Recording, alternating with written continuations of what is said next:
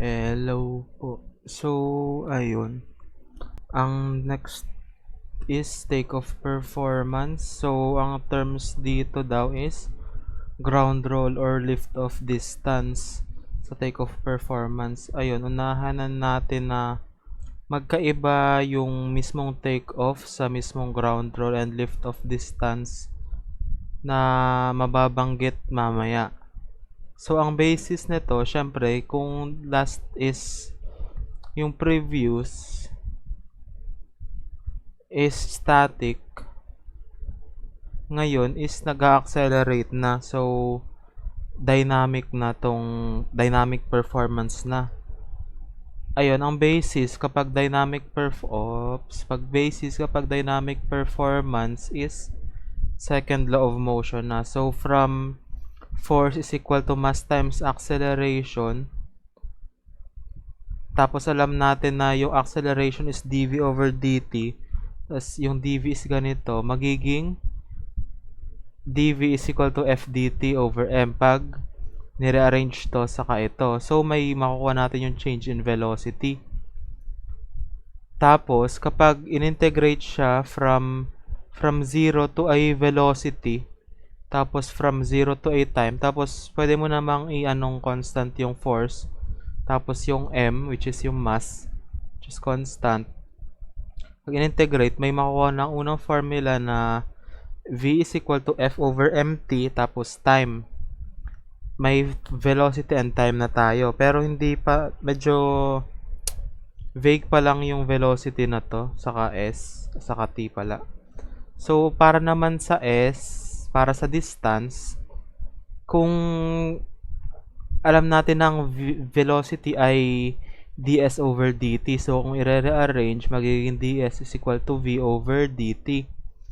Tapos, kapag ito, yung v, ito. So, kapag pinasok natin, ito yon. Tapos, i-rearrange natin, since equal na siya sa ds, magiging ganito. So, kapag in-integrate ulit, kasi, ano naman to, derivative pa. Pag in-integrate ulit from 0 to a distance, tapos from 0 to time that it takes to that distance, makakuha natin tong formula na to. Ayan, medyo, ito yung mga vague pa lang. So, from ano pa lang siya, from law of motion. Tapos, if v is equal to fm over t, since may f, ito kung mapapansin natin, fmt, tas may isa pang t. So, yung itong fmt na una, is equal din siya sa v. Tapos, kung t naman ay equal daw dito, so, pwede natin ipasok, may ulit tayong formula na ganito. So, ito na yung, kumbaga, yung rudimentary or yung basic formulas. Kumbaga, yun yung stepping stone natin. So, ayun.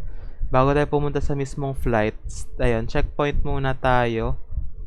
Which is, ito yon yung mga lumitaw. So, yan pa lang, wala pa gaano sa takeoff. So, ayun nga, rudimentary pa lang siya. Ang next is, ayan na yung kapag ground roll na.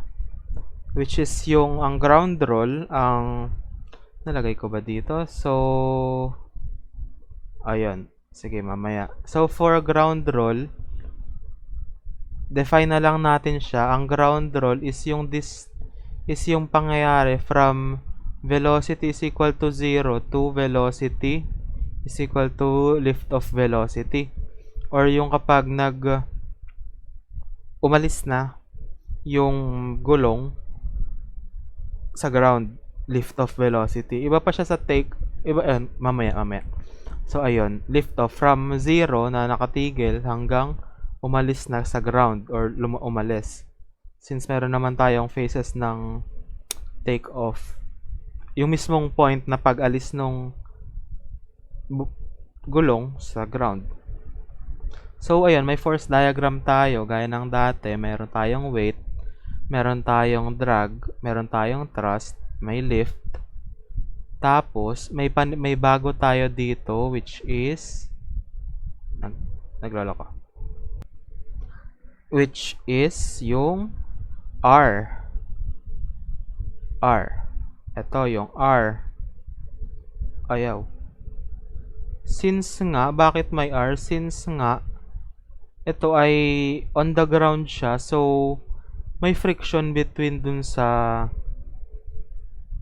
gulong and sa ground. So, depende sa ano syempre, depende sa surface. So, may mga runway na pave, asphalt, lupa, grass, ganon. So, may resistance due to friction, which is ang R is equal to mu W minus L, which is galing lang din sa yung W minus L, normal force lang din, galing sa fan. So, normal force, syempre, yung weight minus lift. Ngayon, kung titingnan daw natin yung forces parallel to the ground, so sa horizontal axis lang tayo titingin, meron lang tayong tatlo. So, meron lang tayong thrust, drag, saka yung R. Kasi pag ganun siya eh. So, titingin lang tayo sa horizontal kasi hindi pa naman siya gumagalaw pataas. Bale, kung titingnan natin, anong meron tayo? F is equal to T, which is ito lang. Bale, sige, gawin kong green to. T minus D, which is yung dilaw. Tapos, R, which is opposite. So, kung alam natin ang R is equal to ito, so, pwedeng maging ganito. Tapos, alam din natin from the start na F is equal to MA, F is equal to MdV over dt. Ayan, galing sa kanina. Okay. So, during ground roll, syempre, may mga, para makapagkuha tayo ng mga equation, yung thrust is pwede natin daw i-set as constant. Lalo na kapag jet. Kasi di ba jets, assumed constant na yung thrust. So, reasonably constant naman. Kasi halimbawa, di ba, kunyari din, yung pag ganun ng throttle, yun na yung mismong throttle. So, pwede mo na siyang constant. So, yung thrust na pinaproduce nung engine, yun na yun. Constant siya. So, weight, constant din. Tapos, ang hindi constant ay lift at drag. Kasi dito tayo galing, ito yung tinitingnan natin.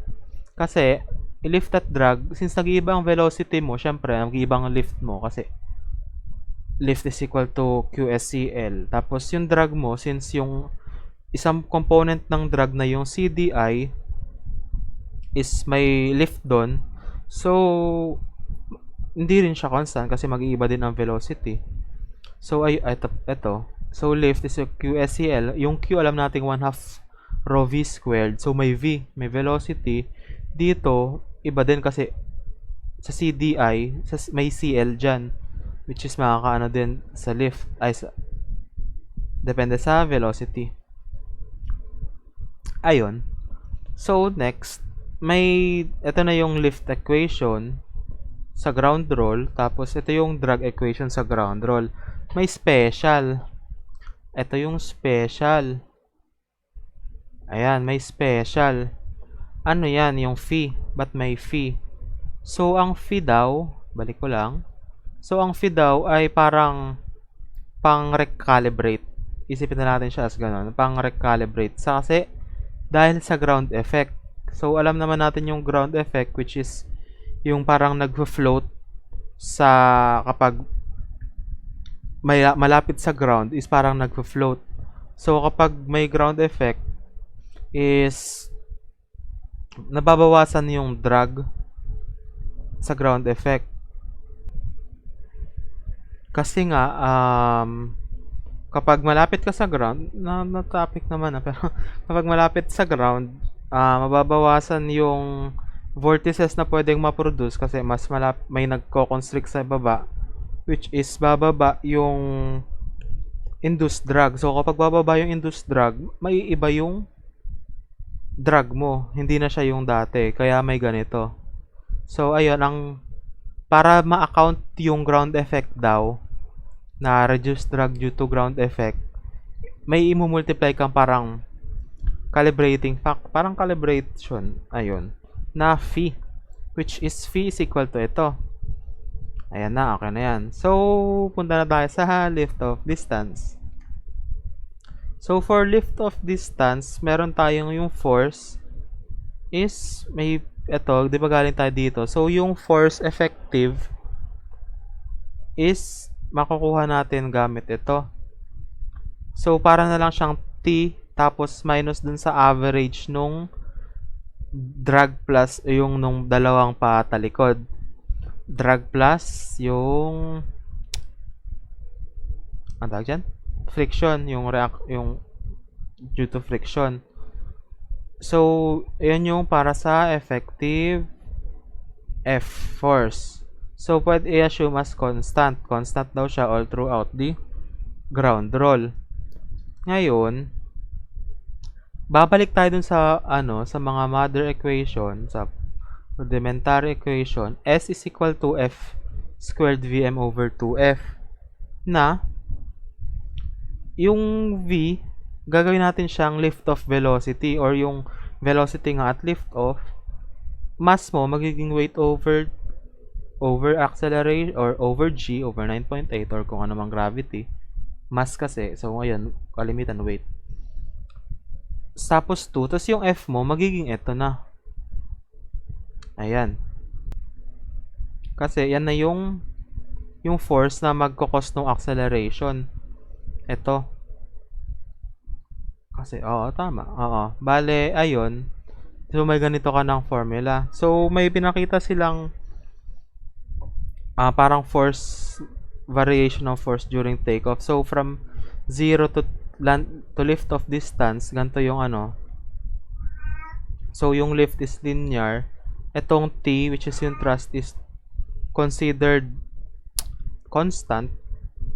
Tapos, ito yung drag plus Tapos, syempre nga, ito yung drag. Tapos, habang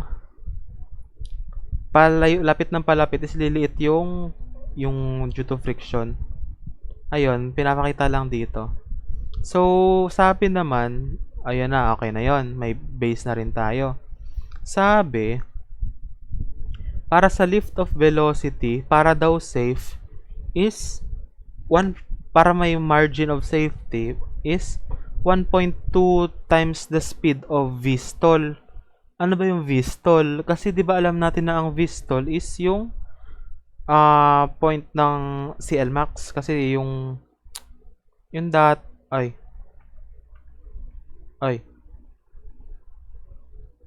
yung dati na yung may graph tayong ganto sa CL na graph. Di ba ganyan siya tapos gaganon. Tapos ito yung CL max. Tapos ito na rin yung at dyan point, dyan yung Vstall. So, para is mas ang sinasabing lift of velocity is 1.2 times para wala ka sa stalling speed. So, ayun, nasa CL max ka, ang velocity mo is ito, which is yung CL mo is maximum. Kasi Vstall. So, ipapasok lang siya dun sa formula dito. Ito, yung sa VLO, ipapasok lang siya dito. Magkakaroon na nito. Okay na, yung velocity. Tapos naman, sunod, as suggested daw by Chevelle, the average force should be set at a velocity equal to 0.7 VLO. So, nangyayari daw yung average force, iset na lang at velocity na 0.7 ng VLO.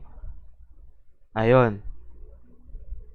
Tapos, for further simplification, since ito is medyo insignificant, pwede natin daw i-ignore ito. Kapag i-simplify, i-ignore ito kasi mas maliit siya compared dito during ground roll. Sabi. So, magiging ganito na lang. Ayun. So, parang ito na yung natin na what we can infer. Lift off distance is very sensitive to weight. So, kapag nagdoble yung weight, mag-quadruple yung distance ng ground roll. Lift off distance is dependent on ambient density. So, ayun, kapag mas mainit,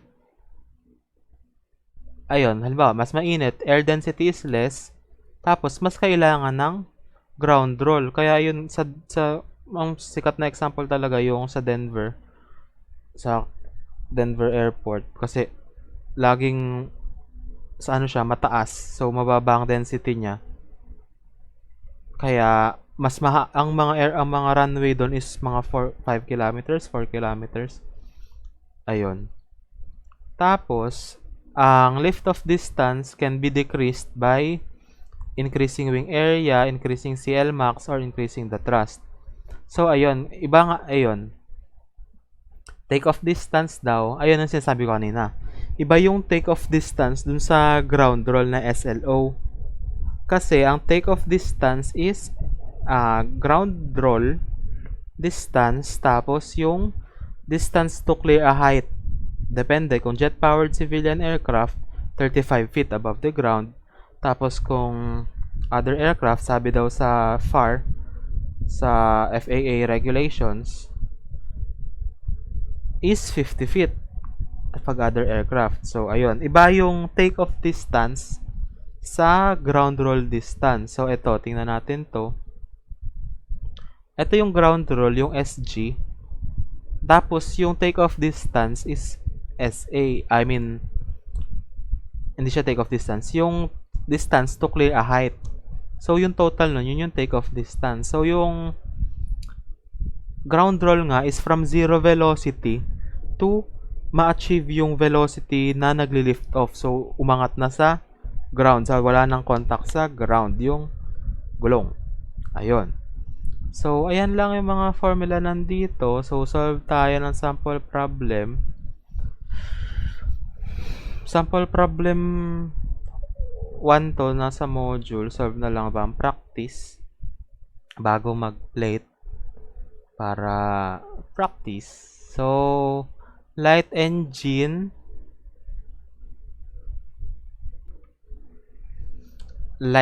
single engine propeller driven airplane as the given specification. So, may given na tayo. Find the total lift off distance. So, ang pinapahanap sa atin, SLO. So, check na lang natin muna yung, saan yung mouse? So, check na lang muna natin kung ano mga given. So, meron tayong wingspan, wing area, weight, fuel capacity, PHP nung engine, SFC, CDO, meron tayong Oswald's, propeller efficiency, meron tayong coefficient of friction, 0.02. CLmax at ground roll, 1. Tapos, height of wing to ground. So, ayun, may mga ganun tayo. So, given tayo. So, lista natin yung formula natin. Ang formula natin is ito. Ito. So, lista natin siya para isa-isahin natin.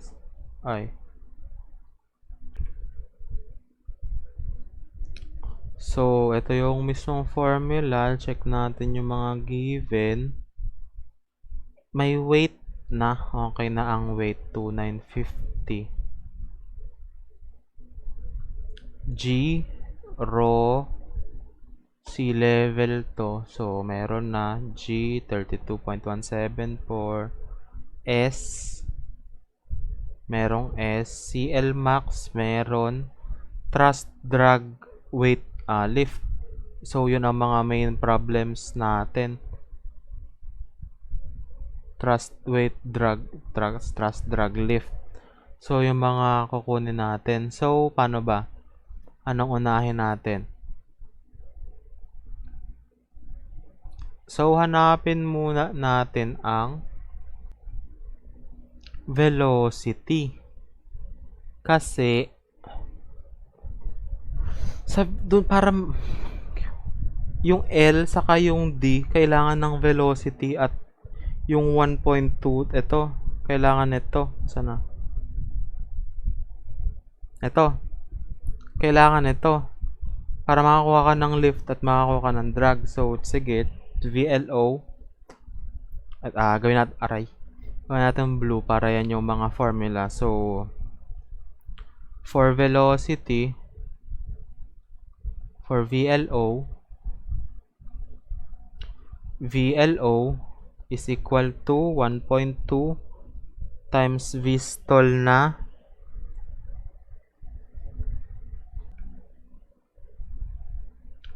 rho SCL max 2 weight. So, ayun, 1.2 times ano yung 2 times ano yung weight natin, which is 2,950 pounds.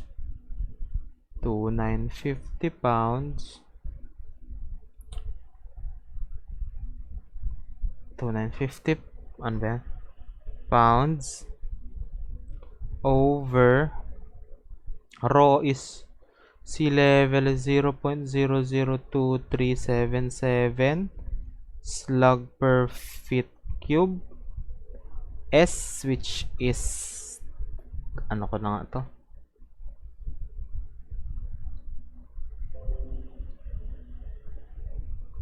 S, which is 174 feet squared over CL max na 1. So, CL max ay 1. So, VLO is equal to calcu 1.2 times the square root of 2 times 2,950 over 0.002377 times 174 times 1, 143. 143.3237085 feet per second. Store natin siya sa A. Okay, may VLO na tayo. Ngayon, kung ito yung VLO natin, tandaan natin na sabi ni Chevel, ano sabi ni Chevel? Ito daw, gamitin daw natin yung, kung average kasi yan, gagamitin natin is 0.7 ng VLO. So, ito yung sabi natin VF. So, VF. So, final version, ganun. So, VF is equal to 0.7 VLO. Bale, 0.7A is equal to times 0.7 100.3265959 feet per second. Store ko na lang siguro sa B. E di, ito na yung gagamitin natin para dito. Kasi average eh. So, ayun. Hindi agad-agad. Ayun. So, kasi compute na natin yung lift. For lift, lift is equal to 1/2 rho SCL. 1/2 rho V squared. 1/2 rho V. 1/2 rho V squared SCL. Ayan. So, 1/2 0.002377 slug per feet cube. VF ang gagamitin natin. So, B feet per second squared. S, which is 174 feet squared. Tapos, CL, which is 1. CL max. So, lift natin is equal to 1/2 times 0.002377 times B squared times 174 times 1. 2081. 2081.52 pounds. Malinis. So, store natin siya sa C. So, for drag, ito pala, for drag, ang final equation natin sa drag is equal to nilabas yung QS. Tapos CDO plus yung phi, CL squared over pi EAR. Tama ba? QS nilabas. QS CDO plus phi pi. Ito yung di ko sa ulo. So, copy natin. CL squared pi EA. Tama naman. So, copy natin yung phi. So, to get phi is equal to 16. So, 16 H ay 6 feet. 16 times 6 over B na 35.8 feet squared over, malamang magka-cancel yan, 1 plus 16 times 6 over 35.8 squared. Bale,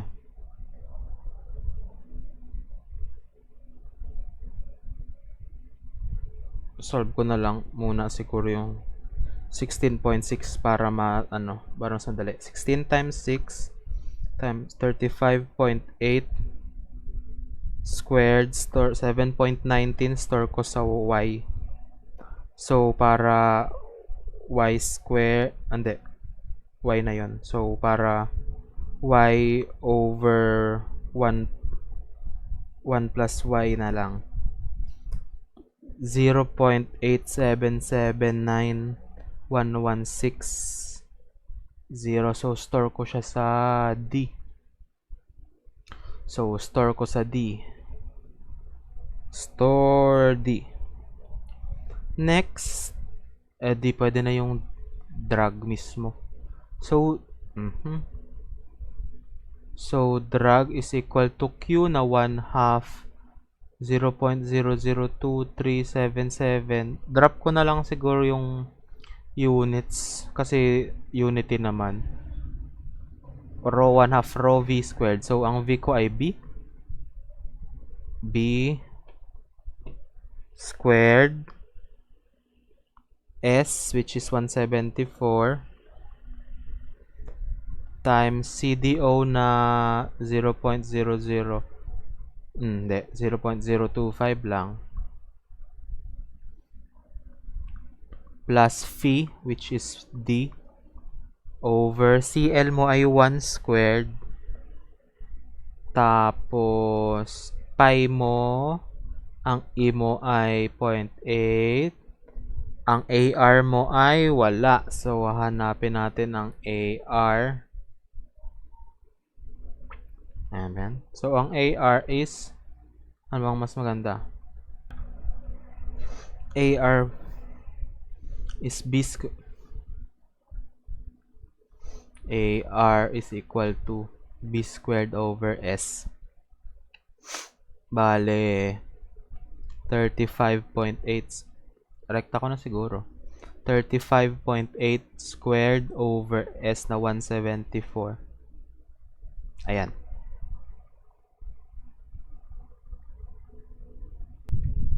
Ayan. So, calculate natin. So, 1/2 0.002377 B squared 174 times 0.025 plus D times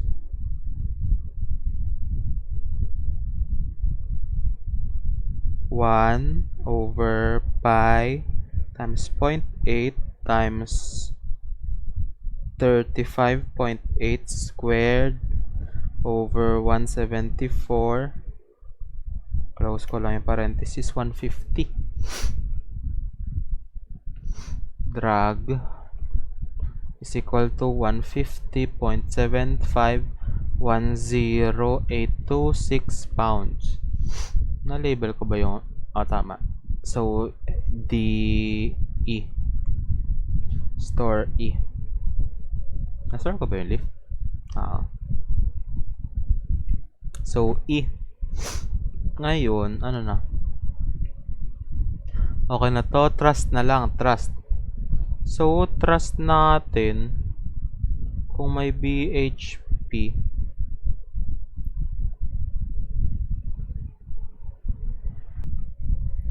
So, so, kung um, trust. So, kung magsaset na PA, asan na? PA is equal to PR. So, diba dito yung ano, maximum velocity. So, kung magsaset niyan para sa thrust, ang PA, alam natin na, kasi recipro to eh, so PA is NP. Ang PR ay TV. TV. So, NP is equal to TV. So, yung T, may makuha tayo yung T is equal to NP over V. So, ayun. So, T is equal to, ang N natin ay, di ko makita. So, ang N natin ay 0.8. 0.8. Ang P natin ay 230 HP. 230 HP, which is 1 HP.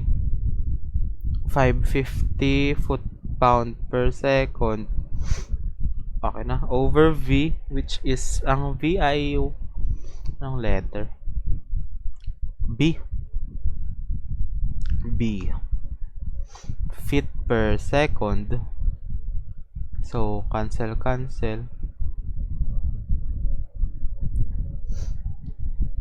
So, thrust, cancel na din tong feet malamang. Ito, magka-cancel. Tapos ito. So, thrust is equal to 0.8 times 230 times 550 over B, 1,008. 1,008.705609 pounds. Store natin siya sa F. F na ba? F. So, kumpleto na. Bale, balik natin. Ito yung formula natin. So, SLO, so yung takeoff SLO is equal to 1.44. Ang weight ay 2,950 squared over G ay 32.174. Ang rho ay 0.002377. S ay 174. CL max ay 1. T ay F minus D ay di ko alam. D ay E. Plus mu ay 0.02. 0.02 times weight na 2,950 minus lift na C. Lift C.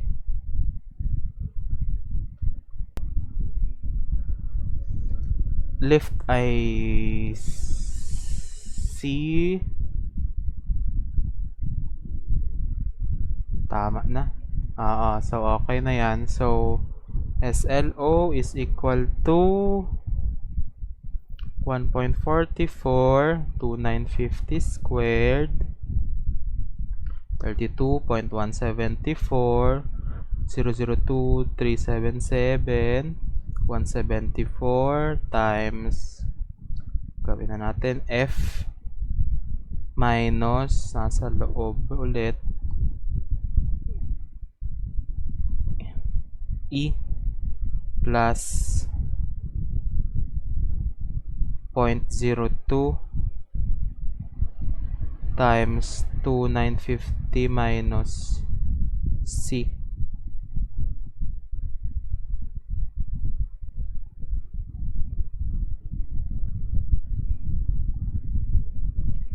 So, ang lalabas ay 120.318.323 feet.